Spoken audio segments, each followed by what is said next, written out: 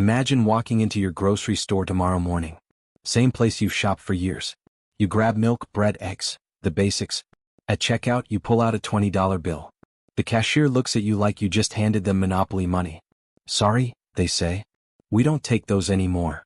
Sounds insane, right? Like something that only happens in Venezuela or Zimbabwe. But here's what you need to understand. That piece of paper in your wallet only has value because of a secret handshake made in a hotel room 50 years ago between two men most Americans have never heard of.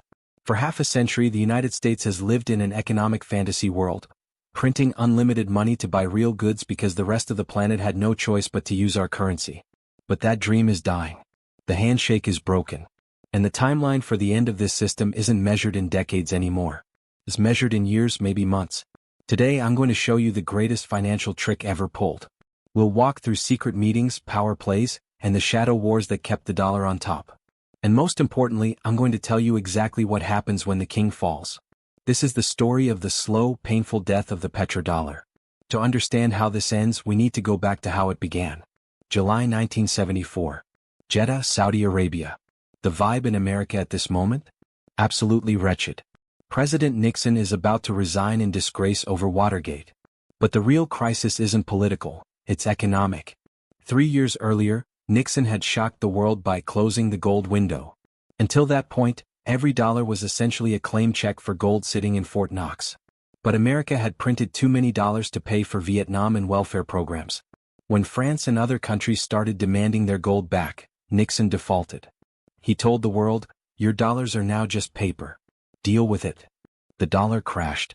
Inflation tore through American suburbs.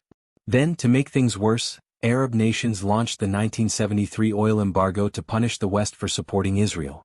Gas prices quadrupled overnight. People waited 6 hours in line just to fill their tanks. Americans were literally shooting each other at gas stations. The stock market lost 45% of its value.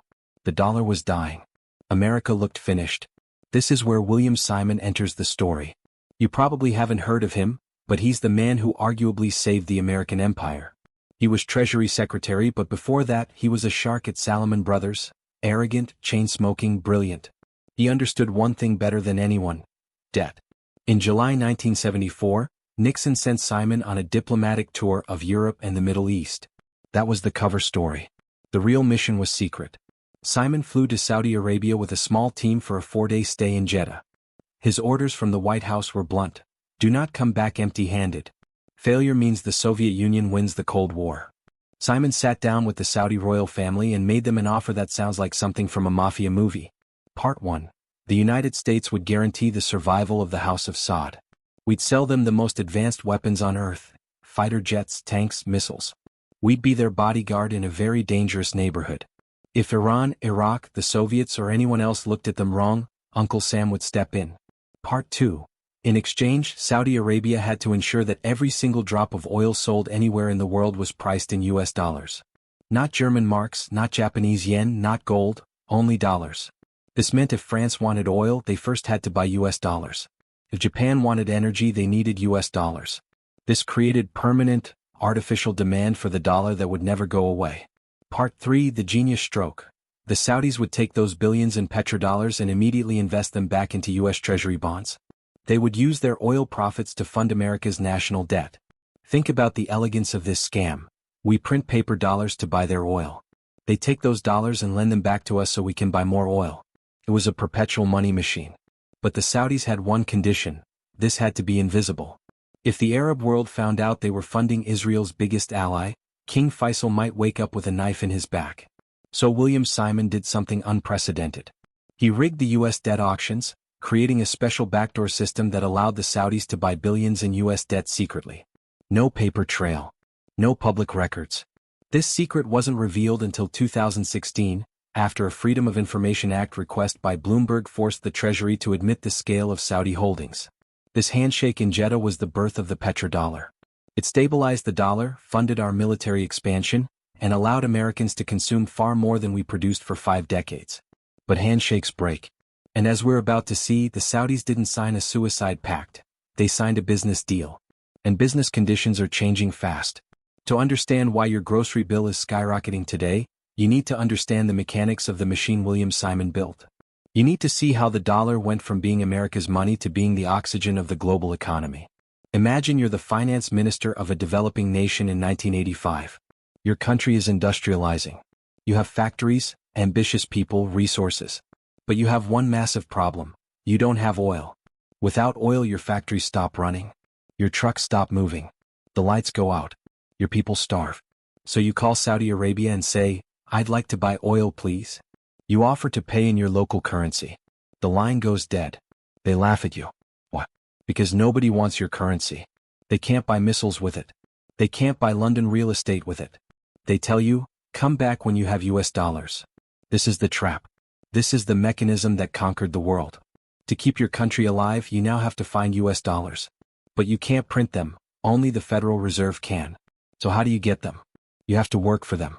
You force your citizens to wake up at 5 a.m., go to a factory, and sew t-shirts or assemble electronics. You put those real, tangible goods, which cost sweat, blood, and resources to create, on a boat and send them to America. America receives your t-shirts. In exchange, they send you pieces of green paper with dead presidents on them. Think about the unfairness. Your country gave up real wealth. The US gave up nothing. It costs 14 cents to print a $100 bill. But you take that paper because you have no choice. And you send it to Saudi Arabia for oil. What does Saudi Arabia do with those dollars? Per the secret deal, they don't hide them under a mattress. They invest them in US Treasury bonds. They lend the money back to the United States government.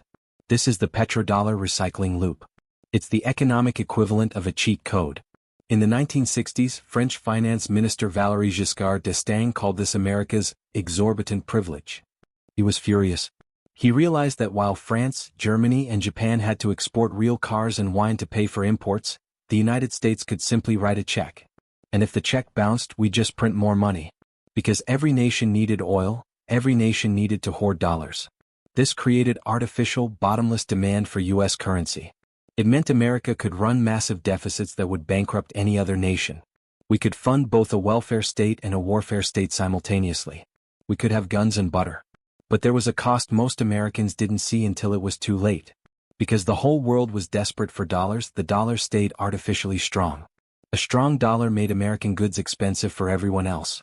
It made it impossible for a factory in Ohio to compete with one in China or Vietnam.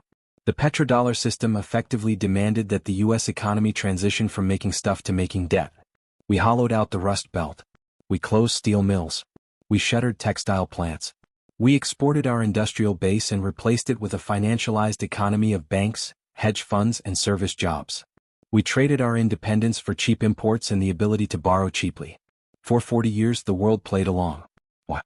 Because the system was stable. The US Navy patrolled shipping lanes. And frankly, there was no alternative. The dollar was the only game in town, the cleanest dirty shirt in the laundry basket. Even America's enemies had to use dollars. During the Cold War, the Soviet Union sold oil in dollars. North Korea, Iran, Venezuela, when they sell on global markets, pricing is in dollars. This system turned US Treasury bonds into the global risk-free asset. It's the piggy bank of the world. When China makes a profit, they buy treasuries. When Japan makes a profit, they buy treasuries. But this system relies on one crucial psychological pillar: trust. Trust that the US will pay its debts. Trust that the dollar will hold value. And most importantly, trust that the US won't weaponize the currency system against the people holding it. For 40 years that trust held. The dollar system was neutral, like a public utility. The water company doesn't shut off your water because they don't like your politics. But then we started messing with the plumbing. We started deciding who could drink and who died of thirst. And now we're going to see what happens when a dictator asks the most dangerous question in history: why can't I sell my oil in euros? His name was Saddam Hussein. And his decision may have been the real reason for a war that defined a generation. Word association game: Iraq War. What comes to mind? Weapons of mass destruction. Colin Powell holding anthrax at the UN. Mission accomplished. Axis of evil. But what if I told you the most dangerous weapon Saddam Hussein possessed wasn't chemical or biological? What if his most lethal weapon was a bank account denominated in the wrong currency? November 6, 2000. Iraq makes a stunning announcement. They will no longer accept US dollars for oil. They demand euros. At the time this sounded laughable. The euro was brand new, weak, trading at 82 cents to the dollar. Financial analysts mocked Saddam. He's letting his political hatred cost him millions. And initially they were right. By forcing payments in euros, Iraq lost a fortune as the currency depreciated. But then something strange happened. The euro rallied. It climbed from 82 cents back to par, then kept climbing. Suddenly the madman of the Middle East looked like a financial genius. This caught the attention of very nervous people in Washington. Here's what kept Federal Reserve officials awake at night: contagion. Iraq controlled the second largest proven oil reserves in the world. If Saddam proved you could sell oil in euros and make better returns, what would stop the rest of OPEC from following? In April 2002, an OPEC analyst gave a speech suggesting that maybe in the long term, it might make sense for OPEC to shift some reserves into euros. This was the smoke alarm going off. If OPEC shifted to euros, demand for US dollars would collapse. Nations would dump treasury bonds to buy euro bonds. The recycling loop, the engine of American prosperity, would seize up. The dollar would crash. Inflation would skyrocket. The ability of the US government to fund its massive deficits would vanish. The petrodollar wasn't just a currency arrangement. It was the structural beam holding up the American superpower. And Saddam was taking a sledgehammer to it. Look at the timeline. It's almost too perfect. November 2000, Iraq switches to euros. 2001 to 2002, euro rises, Iraq profits, OPEC whispers about shifting. August 2002, Bush administration ramps up regime change rhetoric. March 19, 2003, Operation Iraqi Freedom launches. We were told it was about WMDs. We saw satellite photos of aluminum tubes. We heard about yellowcake uranium from Niger. But here's the smoking gun nobody talks about. What was the very first economic decision made by American occupiers? Before the dust settled, before a new government formed, the Coalition Provisional Authority issued a directive. Iraqi oil sales were immediately switched back to US dollars. The euro account was closed. Billions of euros were converted back to greenbacks. The threat was neutralized. The message to OPEC was loud, clear, and bloody. If you try to leave the dollar, we will come for you. But Iraq wasn't the only warning shot. In 2011, Libya's Muammar Gaddafi had an even more dangerous idea. Gaddafi wasn't satisfied with just making Libya rich. He wanted to unite Africa. He proposed the gold dinar, a pan-African currency backed by actual physical gold. Libya had 143 tons of it, worth over $7 billion. His plan was simple but revolutionary. African nations would stop selling oil and minerals for paper money printed out of thin air. They'd demand gold dinars. If the West wanted African resources, they'd have to buy African currency. This would have killed the French CFA franc system, a neo-colonial arrangement where 14 African countries use a currency printed in France, with 50% of their reserves deposited in the French treasury. We don't have to guess why NATO intervened in Libya. We have the receipts. On April 1, 2011, Sidney Blumenthal sent an email to Secretary of State Hillary Clinton. This email was later declassified. You can read it right now. The subject line: France's client and Gaddafi's gold. Blumenthal explained why French President Sarkozy was leading the charge. French intelligence discovered Gaddafi's plan to use his gold reserves to create a pan-African currency as an alternative to the CFA franc. There it is in black and white. NATO didn't invade just to protect civilians. They invaded because Gaddafi had 143 tons of gold and a plan to break French banking control of Africa. By October 2011, Gaddafi was dead, dragged from a drainage pipe, beaten and executed on camera. And the gold? It vanished. Some say it was stolen by rebels. Some say it's in vaults in London or Paris. But one thing is certain: the gold dinar died with Gaddafi. Today Libya is a failed state with open-air slave markets. The oil still flows, but the profits don't build apartments for newlyweds anymore. The message to the global south was reinforced in blood: do not challenge financial hegemony. But while the West was playing whack-a-mole with dictators, they took their eye off the real threat. They didn't notice Russia and China were watching. They didn't notice the giant waking up in the east. February 24, 2022. Russian tanks roll into Ukraine. The world watches in horror. The Western response is immediate: financial warfare on a scale never before attempted. They don't just sanction a few oligarchs. They go for the jugular. They kick major Russian banks out of SWIFT, the messaging system that allows global banks to communicate. If you're kicked out of SWIFT, you're financially blind and mute. You can't send or receive money internationally. But then the West did something even more extreme. They froze the reserves of the Central Bank of Russia.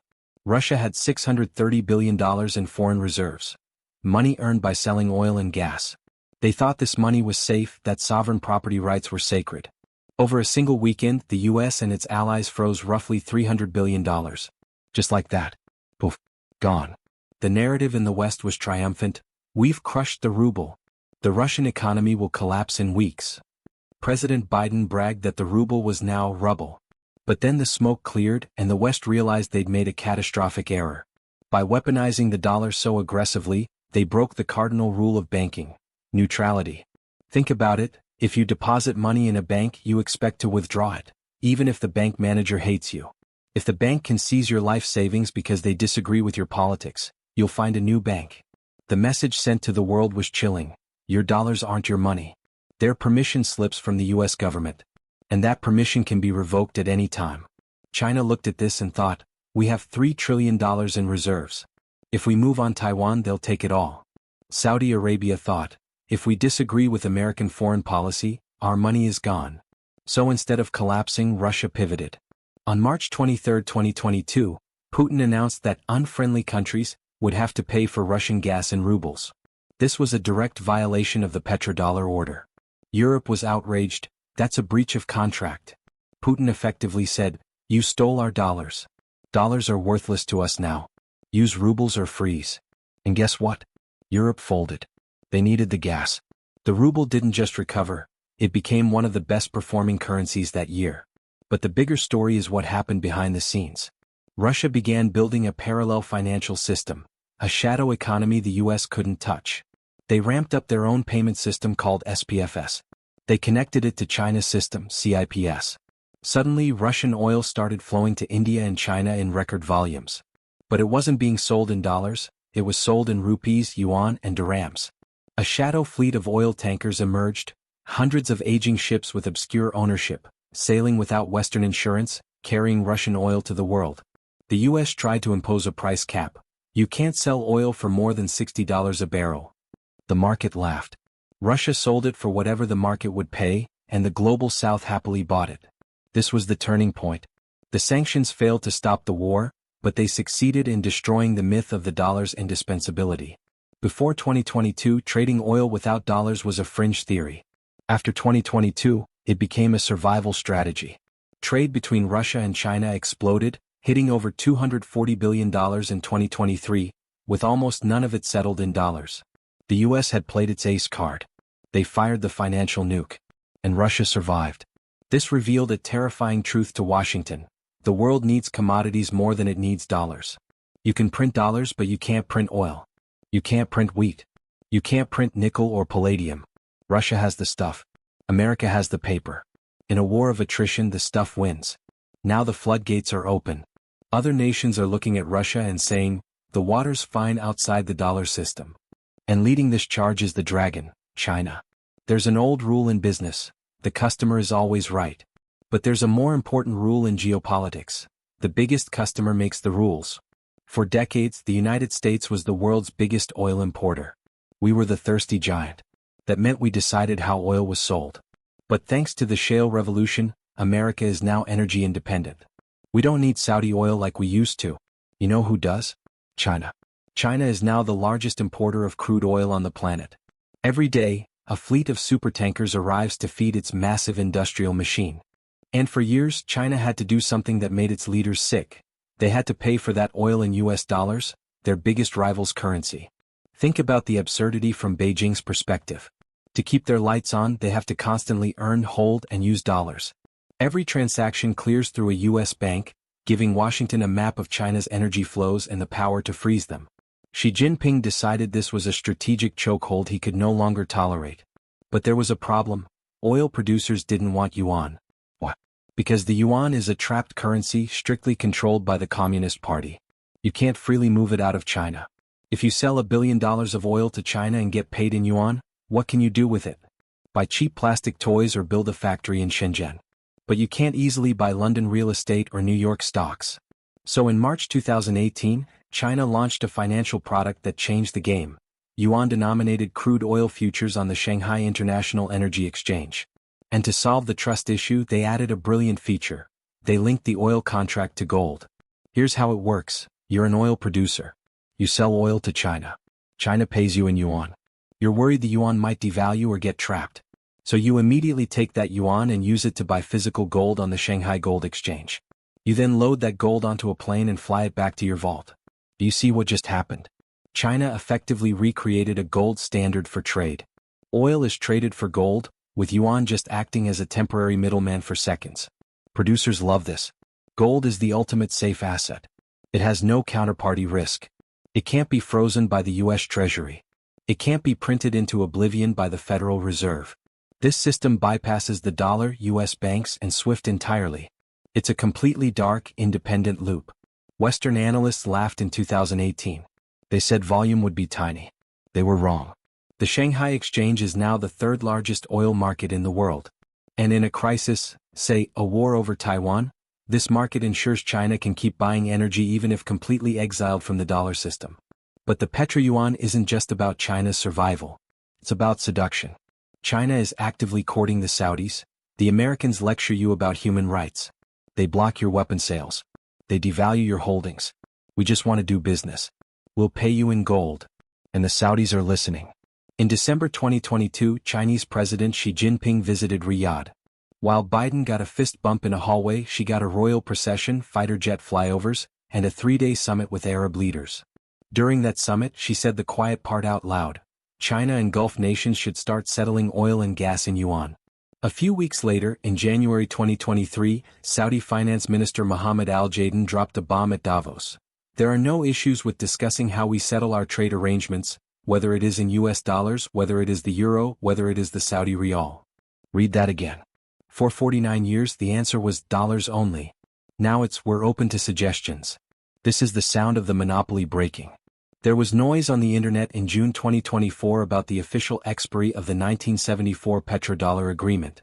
Viral posts claimed a secret 50-year contract had lapsed. Fact-checkers said there was no single paper contract with a fixed date. Technically they're right. But they're missing the forest for the trees. Whether a paper contract expired is irrelevant. The alliance has expired. The exclusive marriage is over.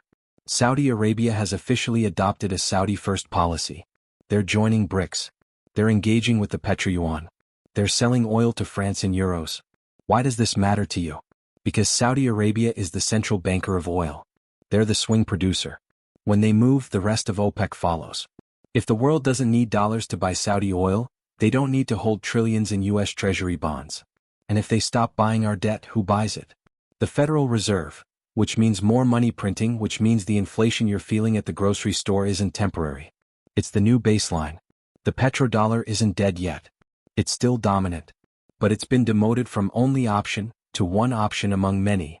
And in finance, once you lose your monopoly, you lose your power. For 70 years, the global economy has been like a high school cafeteria. The cool kids, America, Britain, France, Germany, Japan, sat at the G7 table. They decided who got to sit with them. They decided what was on the menu. They decided who got bullied. But something happened while the cool kids were busy patting themselves on the back. The nerds, the outcasts, and the quiet kids started their own table. And then they started buying up the cafeteria. Welcome to the BRICS revolution. Originally just a catchy acronym invented by a Goldman Sachs economist in 2001, BRICS has morphed into something real. Brazil, Russia, India, China, South Africa. For years the West dismissed them as a talk shop with nothing in common. They're not laughing anymore. In 2024, BRICS officially expanded, adding Iran, UAE, Egypt, Ethiopia, and Indonesia. Look at that list closely. What do you see? You see the world's gas station. By adding Iran and UAE to a group that already includes Russia and Saudi Arabia as a partner, BRICS now controls a massive chunk of global energy supply. You see the Suez Canal through Egypt. You see the Horn of Africa through Ethiopia. This isn't a social club. This is economic NATO. Here's the statistic that should terrify Western policymakers. In terms of purchasing power parity, a measure of what money can actually buy, BRICS nations have now surpassed the G7. The developing world now generates more real economic output than the developed world. The G7 creates value through financial derivatives, insurance products, and consulting fees. BRICS creates value through stuff, food, copper, oil, steel. If the G7 stops working, the world loses hedge funds and marketing agencies. The BRICS stops working, the world freezes and starves. And what binds this motley crew together? A shared hatred of dollar weaponization. President Lula of Brazil stood up at the 2024 summit and asked, "Why must every country tie its trade to the dollar? Who decided that?" The applause was deafening. BRICS has launched the unit, a prototype gold-backed currency composed of 40% physical gold and 60% BRICS currencies. A pilot program released 100 units on October 31, 2025, each equivalent to 1 gram of gold. Central banks have been preparing for this moment. Between 2020 and 2024, BRICS central banks purchased more than 50% of global gold, systematically reducing reliance on dollar-denominated assets. BRICS now controls approximately 50% of global gold production, with Russia leading at 2,336 tons, China at 2,298 tons, and India at 880 tons. This isn't panic buying, it's insurance buying. Central banks are diversifying because the dollar system is vulnerable to weaponization. BRICS has created the new development bank, a direct competitor to the IMF and World Bank. The IMF imposes austerity and demands political reforms for loans. The NDB says, "Here's money for your dam or railway. We don't care about your politics." For a dictator in Africa or a struggling democracy in Asia, which loan are you taking? The Global South, 85% of the human population, is tired of being lectured by the West. They're tired of a rules-based order where rules only apply to them.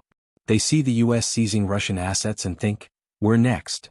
So they're building a walled garden, a system where they can trade without touching a single US bank. We've spent the last 40 minutes talking about external threats. But the truth is, if the American empire falls, it won't be because of a foreign army. It will be because of simple, cold, unforgiving math. The most dangerous enemy the United States faces isn't in Beijing or Moscow. It's in the mirror. Let's talk about the number that should terrify every person holding a US dollar. $38 trillion in national debt, with interest payments now exceeding the entire defense budget. For decades, politicians told you this number didn't matter.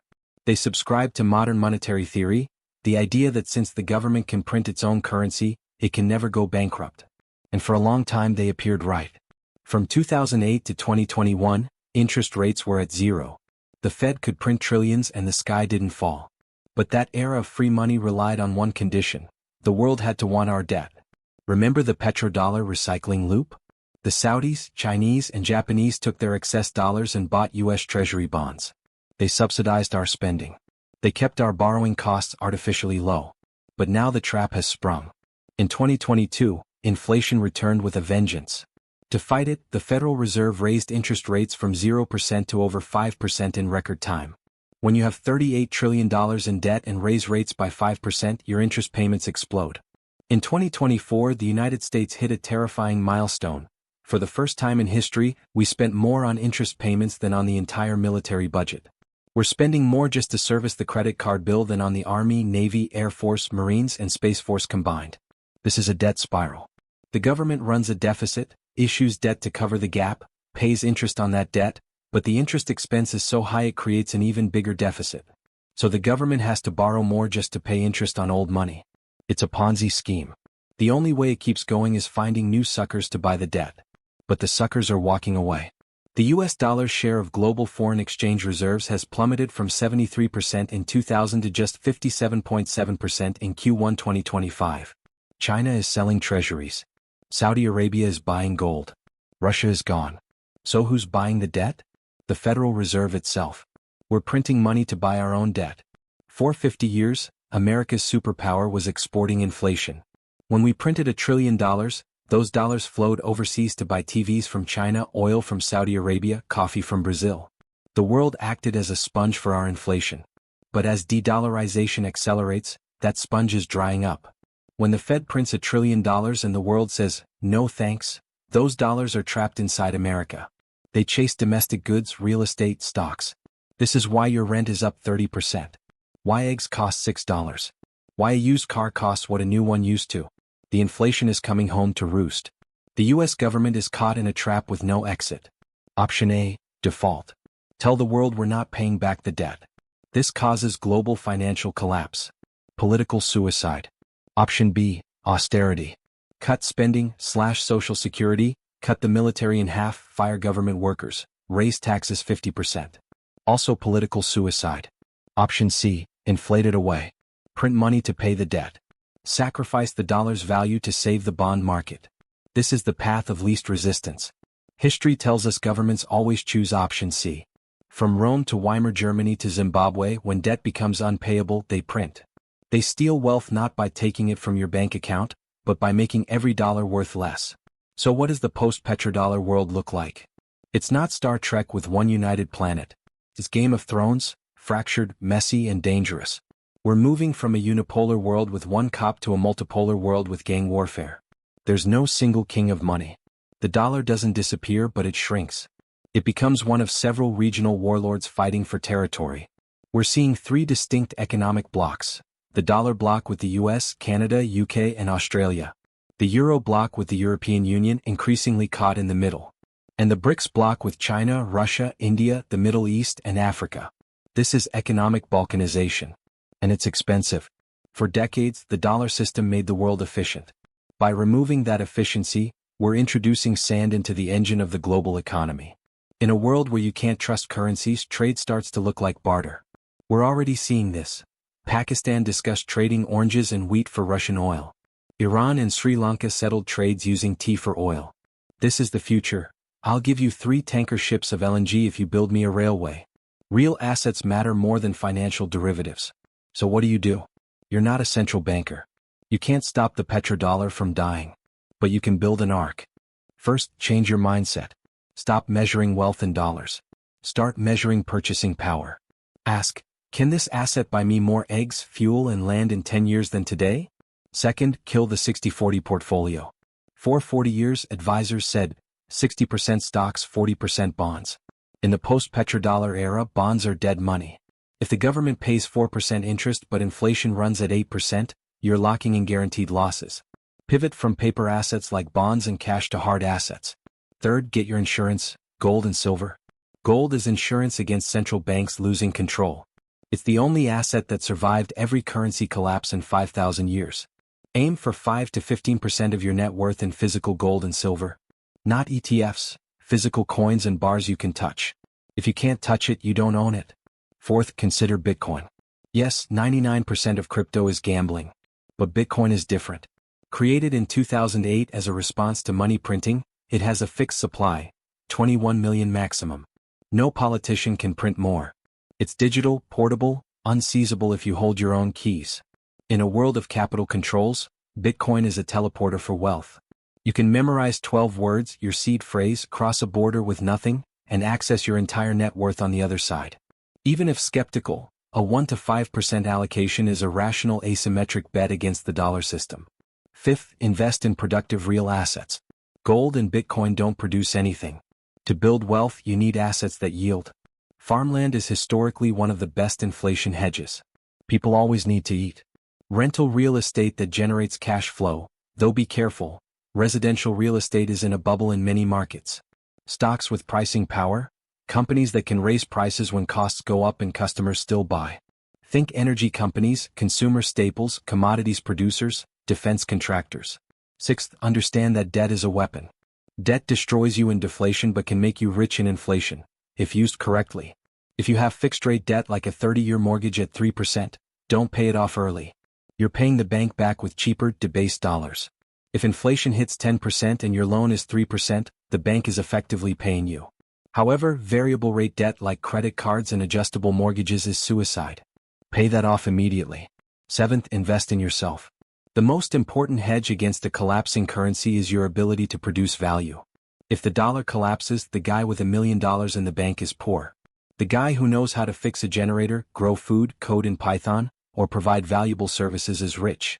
Invest in skills. Invest in your health. Invest in a network of trusted friends and family. In a multipolar, fragmented world, community is the ultimate safety net. How long do we have? The truth is, nobody knows exactly. But the signs are accelerating.